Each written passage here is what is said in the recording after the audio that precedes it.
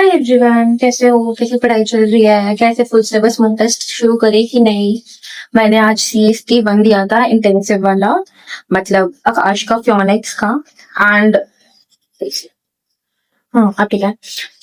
Phoenix 1 मतलब ठीक तो नहीं गया मेरा, मतलब बेकार ही गया ऑनेस्टली।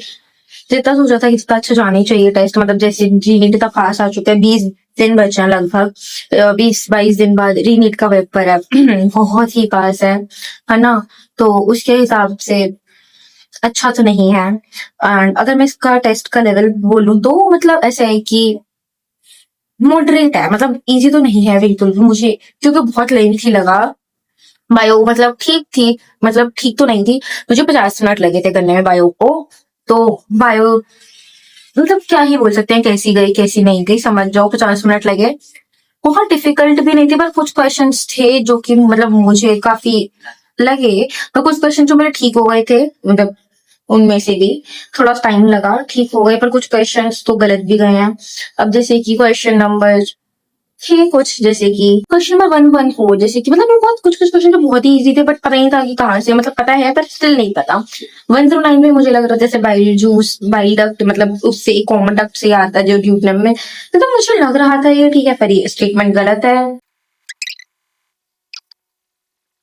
वाला क्वेश्चन जो था। हाँ, उसमें मुझे लग रहा था कि रीजन भी सही है, पर वो रीजन सही था नहीं, रीजन गलत है।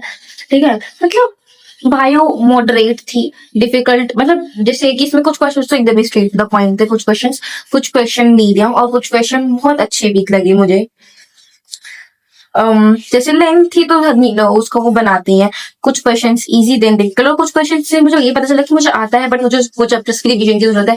जैसे साइटोक्रोम जो भी क्वेश्चन नंबर 123 वाला, और 118 से लग रहा था बहुत डायरेक्ट है, आता है, पर यू नो दैट कंफ्यूजन की, वो सिक्रीशन वाला पॉइंट आएगा या फिर ट्रांसलोकेशन आएगा, मतलब थोड़ी सी कंफ्यूजन इस वाले क्वेश्चन में हुई। बाकी तो ठीक था बायो का, मतलब जैसे जिस बच्चों को अच्छे से रिवीजन है उसका बहुत बेकार तो नहीं गया होगा। जैसे क्वेश्चन नंबर 131, अब मुझे तो लग रहा था कि ये सारी ठीक है, क्योंकि साइज तो कम हो ही जाता है, पर वो साइज नहीं, ऑक्सीजन को, मतलब ऑक्सीजन की उसकी टेंडेंसी ग्राफ करने की कम होती है, RBC उतना ही रहता है। मतलब ऐसे कुछ क्वेश्चंस थे, मतलब ओवरऑल ओके पेपर था, मतलब नीट के हिसाब से जैसे 2026 था उससे थोड़ा सा 19-20 का डिफिकल्ट लेवल था, ज्यादा बहुत डिफिकल्ट भी नहीं बोलेंगे, पर ठीक था। ठीक है, और अगर हम केमिस्ट्री की बात करें, केमिस्ट्री भी एवरेज पेपर था, बहुत डिफिकल्ट नहीं था, मॉडरेट था केमिस्ट्री भी, मतलब मुझे इसमें ज्यादा टाइम भी नहीं लगा था, मतलब टाइम तो लगा बट जैसा डिफिकल्ट पेपर के हिसाब से बहुत ही ज्यादा लगना चाहिए उतना नहीं, मतलब 50 मिनट के आसपास मुझे इस पूरे फिजिक्स केमिस्ट्री में लगे थे, मैं मुझे 50 मिनट लगे थे।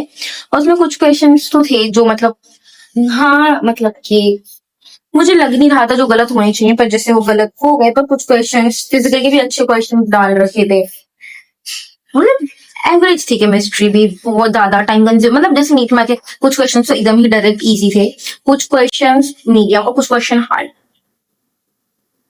एंड मे बी जिसको बहुत ही अच्छे से आती होगी उसको ज्यादा टाइम नहीं लगा होगा, लाइक मेरे को 50 मिनट लगे करने में, तो जिसको बहुत अच्छे से आती होगी तो उसको 40 मिनट लगे होंगे। तो इम्प्रूवमेंट का तो मुझे बहुत स्कोप है, पर ये ना जितना तुम टेस्ट दोगे तुम्हें ये तो पता चलेगा कि तुम्हारा क्या वीक है। जैसे अभी मुझे पता है कि मेरे को क्या क्या चीजों का एक्स्ट्रा ध्यान देना है, जैसे छोटी छोटी चीजें अपने शेड्यूल में ऐड करना, जैसे कि 1 घंटा एनसीईआरटी रीड करनी ही करनी है, क्वेश्चन प्रैक्टिस मतलब टेस्ट के अलावा 30 मिनट्स इनऑर्गेनिक रीड कर लेनी चाहिए, जिसमें कुछ कुछ पॉइंट्स होते हैं, जैसे कि केमिस्ट्री का क्वेश्चन नंबर 88, मतलब मेरा ठीक है ये क्वेश्चन, पर ना मतलब उसमें बहुत कंफ्यूजन हो रही थी कि मैंने पढ़ा है कि इसमें प्लेन ऑफ सिमेट्री और सेंटर ऑफ सिमेट्री दोनों ही नहीं होती है, एक चीज नहीं होती है, मतलब यू नो कि थोड़ी बहुत ऐसा कंफ्यूजन वगैरह वाला पार्ट। एंड एज और ज्यादा तो केमिस्ट्री इतनी डिफिकल्ट नहीं थी, बस 64 से जो 66, ये 3 4 2 3 क्वेश्चन थे, ये भी मुझे काफी ही मतलब अच्छे लगे, मतलब मेज में एक क्वेश्चन नंबर 64, 5 और 6 मतलब डायरेक्ट अच्छे थे। ठीक है, क्वेश्चन नंबर 64 से 66 भी काफी अच्छे क्वेश्चंस लगे, मतलब ऐसा कि ऐसे क्वेश्चंस मुझे रिवीजन के लिए टाइम हो गया था, पर मुझे आते थे, पर येट यू नो कि इसमें मेरा जैसे क्वेश्चन नंबर 66 था वो मेरा गलत हो गया, मैंने इसमें मार्क किया था ऑप्शन नंबर 4, बट इसका आंसर है ऑप्शन नंबर 3, मतलब यू नो दैट छोटे छोटे सिली मिस्टेक्स वगैरह हो जाना।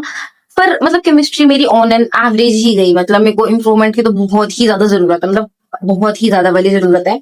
एंड अगर हम बात करेंगे फिजिक्स की, भाई फिजिक्स तो मेरे को ये तो बिल्कुल किसी भी एंगल से नहीं लगी। मतलब मॉडरेट टू हल्का सा डिफिकल्ट टाइप, पता कुछ क्वेश्चंस तो थे वो तो इजी थे, मतलब 20-25-30 क्वेश्चन, 20-25 क्वेश्चन तो होंगे वो एकदम डायरेक्ट ही थे। 20-25 क्वेश्चन मतलब बहुत एकदम डायरेक्ट फॉर्मूला वाइज तुम अप्लाई करो तुम्हारे पास आंसर आ गया, तो ठीक है। मतलब कुछ क्वेश्चन तो भाई दिमाग ही एकदम कर दिया। जैसे कि वो एक लैडर वाला क्वेश्चन था, जिसमें वो क्वेश्चन था। और कुछ क्वेश्चन तो बहुत ही फॉर्मूला बेस्ड थे, जैसे कि मतलब सेंटर ऑफ मास निकालने वाला, कुछ वायर का रेजिस्टेंस जो सिंपल सिंपल थे। वो वेसल है, वेसल में छेद कर दिया, मतलब क्वेश्चन नंबर 27 जैसे बहुत इजी था। क्वेश्चन नंबर 22 जिसमें थोड़ी थोड़ी कैलकुलेशंस थी, ऐसे भी काफी क्वेश्चन थे, जैसे क्वेश्चन नंबर 22 हो गया या फिर 30 हो गया, मतलब जिनमें थोड़ी थोड़ी कैलकुलेशन थी पर इजी थे। ठीक है, पर कुछ क्वेश्चन जिसको मैं ही भूल गई थी, जैसे कि क्वेश्चन नंबर 37 मुझे याद ही नहीं था भाई किस फॉर्मूले से होना है, मैं ये फॉर्मूला ही भूल गई थी कि किससे होना है। 39 जो मुझे बिल्कुल ही नहीं आया था वो लेडर वाला, है ना। और क्वेश्चन नंबर 33 मुझे ये भी याद ही नहीं आया कि कैसे सॉल्व करना है, मतलब कौन सा फॉर्मूला लगेगा। मतलब फॉर्मूला थोड़ा थोड़ा याद था, न्यूटन लॉज ऑफ कूलिंग वाला, पर कैसे एग्जैक्टली होगा वो मैं भूल गई। मतलब ऐसे क्वेश्चन, मतलब देखो ऑनेस्टली मुझे पढ़ना पसंद है, ऐसा नहीं मुझे पढ़ना बिल्कुल ही नहीं पसंद है, मेरी बहुत ही मौत आ रही होती है पढ़ते हुए। पर कुछ क्वेश्चन होते हैं ना जब जिन्हें तुम्हें लगता है कि तुमने पढ़ रखा है पर तुम वो भूल जाते हो, फिर तो मतलब फिर लगता है कि भाई मतलब सारा रोना निकल जाता है ऐसे क्वेश्चंस को देख के जो नहीं आते हैं। जैसे कि क्वेश्चन मतलब जो तुम्हें लगता है कि हाँ भाई तो क्वेश्चन डिफिकल्ट है, तो उसमें तो लगता है कि भाई सही है क्वेश्चन डिफिकल्ट है, नहीं होगा सीख जाएंगे। पर जैसे कि कुछ क्वेश्चन होते हैं जिन्हें देख के लगता है यार शिट। पर कुछ क्वेश्चन थ्योरी से भी थे जो बहुत ही डायरेक्ट इजी थे, मतलब इन्होंने नीट 2026 का थोड़ा सा वो समझ के और डिफिकल्ट मतलब डिफिकल्टी थे, उनके पहले के भी एफडीएस काफी डिफिकल्ट थे। तो ओवरऑल अच्छा पेपर था, काफी चीजें सीखने को भी मिलेगी और काफी पॉइंट ये भी पता चलेगा कि मुझे कौन सा मतलब तुम लोगों को भी कि कौन सी चीजें पे रिवीजन की ज्यादा जरूरत है, मतलब कि कौन सा पार्ट है जो तुम्हें काफी स्ट्रॉन्ग लगा और कौन सा पार्ट में तुम्हें रिवीजन की बहुत ज्यादा जरूरत है। तो overall bio moderate easy to moderate level पे थी पर लेंथी थी, मतलब कि मेरे को 50 मिनट 45-50 मिनट लगे थे उसको करने में विदाउट ओएमआर। एंड केमिस्ट्री भी ऐसा लाइक मॉडरेट से इजी से मॉडरेट, मतलब मॉडरेट ही रखो, इजी तो नहीं मॉडरेट ही थी। ठीक है। और फिजिक्स तो भाई मेरी लंका ही डूब गई, मेरे 110 मार्क्स 115 मार्क्स बन रहे हैं, मतलब नेगेटिव वगैरह लगा के 115 मार्क्स बन रहे हैं मेरे, मतलब जो बहुत ही कम है। आई नो बहुत मतलब बहुत ही कम है। मतलब इसमें मैंने बहुत क्वेश्चंस को ऐसा गलत कर दिया जो कि गलत होने भी नहीं चाहिए थे, मतलब मैंने पता नहीं क्या ही सोच रही थी जब मैंने इन क्वेश्चंस को गलत किया। ठीक है कि मतलब ठीक है हो गया। और जैसे क्वेश्चन नंबर 7 था, मैंने इसमें क्या सोच के इसमें सेकेंड ऑप्शन मार्क किया पता नहीं, बट गलत हो गया। ठीक है, तो इसलिए हमें कुछ क्वेश्चंस का ज़्यादा ध्यान रखना चाहिए जो कि सिली मिस्टेक्स ना हो। बाकी तो पेपर ठीक था एंड ऑनेस्टली मुझे ये पसंद भी आया, मतलब जिसमें तुम्हें रियलिटी चेक भी मिलेगी तुम्हारा कहाँ गलत क्या कितना गलत है। अच्छा पेपर था and you should definitely try this and that's all for today. Bye.